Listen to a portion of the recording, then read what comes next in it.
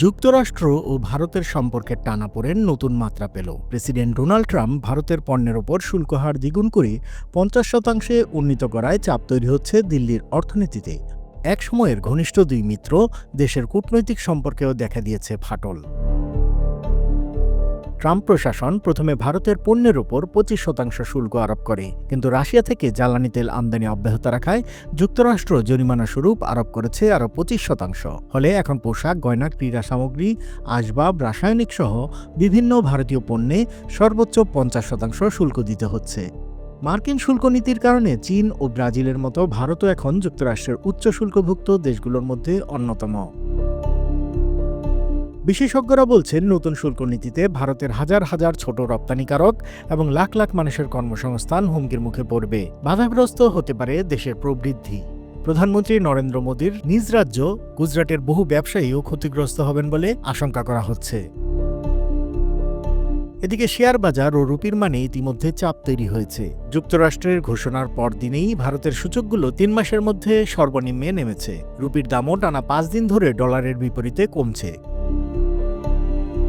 ভারত ও যুক্তরাষ্ট্রের মধ্যে এ পর্যন্ত 5 দফা আলোচনা হলেও শুল্ক কমাতে কোনো সমঝোতা হয়নি। দিল্লি চাইছিল শুল্ক হার কমে 15% নামুক, কিন্তু ভুল হিসাব নিকাশ আর কূটনৈতিক সংকেতের কারণে আলোচনা ভেঙে গেছে। ওয়াশিংটন জানিয়েছে, রুশ জ্বালানি আমদানি বন্ধ না করলে ভারত কোনো ছাড় পাবে না। মার্কিন বাণিজ্য উপদেষ্টা পিটার নাভারো ব্লুমবার্গকে বলেন, রাশিয়ার জ্বালানি কেনা বন্ধ করলে ভারত আগামীকাল থেকে 25% শুল্ক ছাড় পেতে পারে। তবে দিল্লি অভিযোগ করেছে, যুক্তরাষ্ট্র ও ইউরোপ নিজেরাও রাশিয়ার সঙ্গে ব্যবসা করছে, অথচ ভারতের উপর চাপ সৃষ্টি করছে। পররাষ্ট্র প্রতিমন্ত্রী কীর্তিবর্ধন সিং সাংবাদিকদের বলেন, মার্কিন শুল্ক যাতে আমাদের অর্থনীতিকে ক্ষতিগ্রস্ত না করে সেজন্য আমরা যথাযথ পদক্ষেপ নিচ্ছি।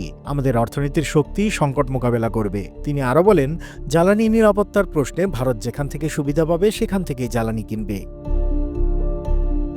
যুক্তরাষ্ট্রের পরিসংখ্যান ব্যুরো জানাচ্ছে, 2024 সালে দুই দেশের মধ্যে 12,900 কোটি ডলারের পণ্য বাণিজ্য হয়েছে। এর মধ্যে যুক্তরাষ্ট্রের ঘাটতি 4,508 কোটি ডলার। রপ্তানিকারকেরা আশঙ্কা করছেন, শুল্কের কারণে ভারতের 8,700 কোটি ডলারের রপ্তানির অর্ধেকেরও বেশি ক্ষতিগ্রস্ত হবে। এতে বাংলাদেশ, ভিয়েতনাম ও চীন প্রতিযোগিতায় এগিয়ে যাবে। অর্থনীতিবিদরা বলছেন, রুপির অবমূল্যায়ন রপ্তানিকারকদের কিছুটা সুবিধা দিলেও ভারতের জন্য এখনই দরকার আরও বাণিজ্যমুখী সংস্কার এবং যুক্তরাষ্ট্রের সঙ্গে নতুন আলোচনার চেষ্টা। যুক্তরাষ্ট্রের উচ্চ শুল্ক নীতির ধাক্কা ভারতের অর্থনীতি ও কূটনীতিকে কোন পথে নিয়ে যাবে তা সময়ই বলে দেবে। তবে স্পষ্ট, এই সিদ্ধান্ত শুধু দুই দেশের সম্পর্ক নয়, বৈশ্বিক বাণিজ্যেও বড় প্রভাব ফেলতে চাইছে।